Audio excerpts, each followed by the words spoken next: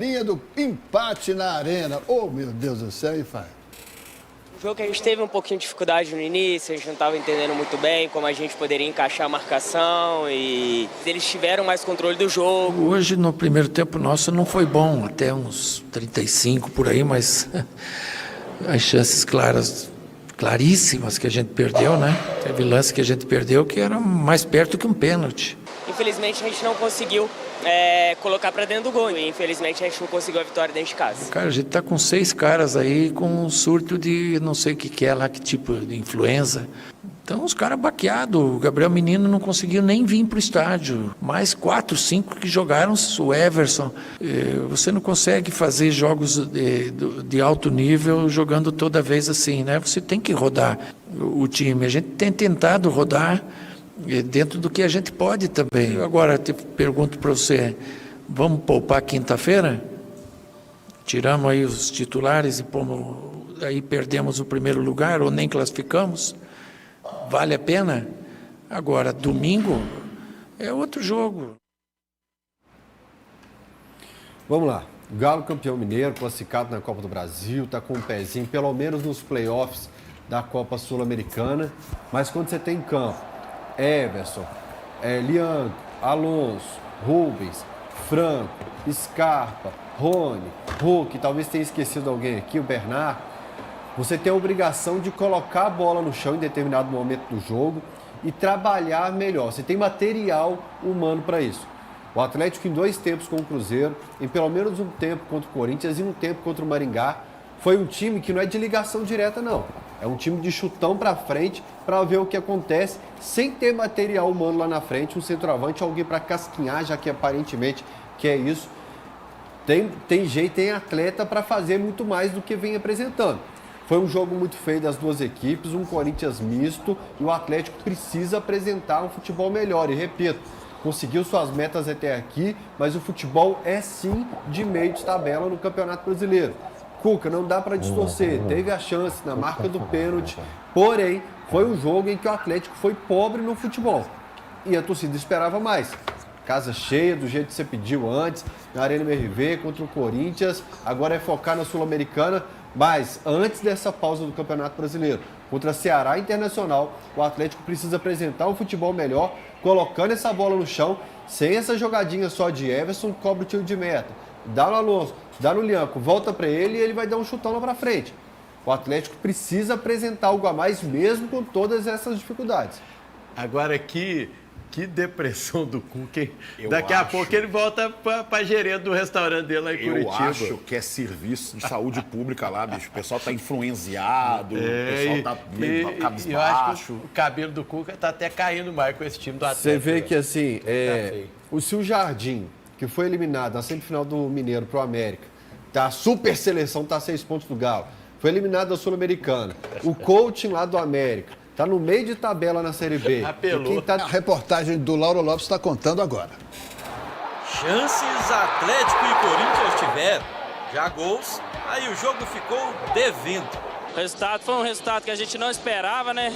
0-0, que acredito que o time podia dar um pouquinho a mais. Segundo tempo, a entrada do Igor Gomes melhorou o time, mas faltou um pouquinho a mais, senti muita falta do Coelho. O time tem que ir pra cima, o time fica muito atrás. O time tem que agredir, tá jogando em casa. Hoje o Corinthians parecia que tá jogando em casa. O time tem que agredir. Alô, jogador, vamos pra cima, senhor. Aqui é Galo, vamos pra cima dos caras.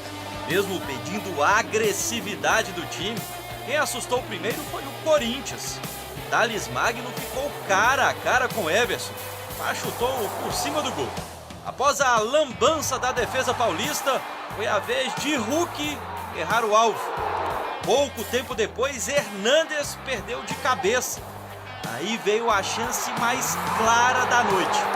Rony, livre, quase na pequena área, parou na defesa de Hugo Souza. Essa minha finalização foi bem consciente assim, né? Até porque conversando com ele ali, brincando com ele ali, ele falou que ele adivinhou o canto e adivinhou certo, né? E eu fui consciente para chapar no canto, poderia ter chapado no outro. E ainda teve polêmica antes do intervalo. Lianco, que já tinha amarelo, se atrapalhou todo na jogada com Héctor Hernández. O time corintiano pediu falta. O juiz mandou o jogo seguir. Se estão reclamando, acho que eu concordaria com uma expulsão, até pelo fato de como foi a jogada. Mas a interpretação, acho que do árbitro foi pela forma que ele caiu no chão, né? No segundo tempo, o Atlético foi melhor. Criou mais, assustou mais o adversário. Principalmente essa falta de Gustavo Scarpa. Antes do fim do jogo, Rubens chegou a ser expulso de forma direta por essa entrada em Breno Bidon. O VAR chamou, Rafael Klein voltou atrás e ficou nisso. Só amarelo para Rubens e 0-0 na partida. O empate diante do Corinthians foi o 5º em 10 jogos disputados pelo Atlético no Brasileirão. Resultados que vêm atrapalhando o objetivo do time de subir na tabela de classificação. A nossa obrigação é ganhar em casa, então 2 pontos hoje contra o Corinthians, contra o São Paulo 2 pontos, contra o Vitória também 2 pontos. Então esses pontos, se a gente tivesse conquistado esses 2 pontos, já eram mais 6 pontos que colocaria a gente lá em cima. Então o fator casa tem que ser fundamental, temos que aproveitar o nosso fator casa e não desperdiçar mais a oportunidade. Pois é. Agora é o seguinte, o nosso chat aqui ao vivo no YouTube, obrigado pela sua participação e audiência, mais de 13 mil pessoas, entre elas o Paulo Diniz. Fael, o Cuca tem que deixar de ser medroso e colocar as apostas para jogar. É esse o problema? Depende de quem que ele considera a aposta. O Patrick é uma aposta e ele colocou como titular. Aliás, tem algumas situações ali que eu nem entendo muito porque o Patrick é algum... Às vezes, tá 3 volantes fora do jogo, o Patrick não jogava e agora ele já se torna titular. Mas, enfim, um longo debate. O que me incomoda é que Cruzeiro e Corinthians optaram por pressionar a saída de bola do Atlético. O Atlético soltava o tiro de meta ali, dava no Lianco, no Alonso, devolvia e era uma bola para frente. Por mais que o Cuca tenha explicado na coletiva anterior que era uma ligação direta, buscando profundidade, não. É um chutão a esmo para ver o que acontece. E por um longo tempo no Galo e Corinthians, o Corinthians recuperava a bola facilmente, como foi o Cruzeiro, e vinha com a bola no chão. E contra o Maringá, que o Maringá baixou suas linhas aqui, o Galo também optou pelo chutão, que não é ligação direta. Não está dando certo, o Galo precisa se reinventar, porque jogador para fazer isso ele tem. Agora, o América está assim também, é o Ricardo Silva que está jogando, ou então o Lucão que tem que dar bico para cima. Agora, vou te falar, vocês levaram a mania da arbitragem mineira para o Brasileirão, né? Porque não expulsar o Lianco nessa... O próprio Lianco disse, eu achava que eu ia ser expulso. O próprio Cuca já está ouvindo. O Cuca na coletiva fala isso também. Exatamente. Já a gente vai falar de jogão. E na sequência a gente vai ver duas principais polêmicas do jogo do Atlético.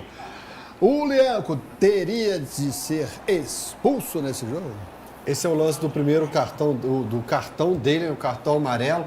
E depois erra nessa saída de bola aí, coloca a mão ali no peito do jogador. Eu acho que o fato do jogador ter caído com a mão no rosto, o árbitro viu que não foi no rosto, eu acho que isso jogou contra o próprio Corinthians. Eduardo, podia ter a vermelho direto, porque o cara podia até fazer o gol.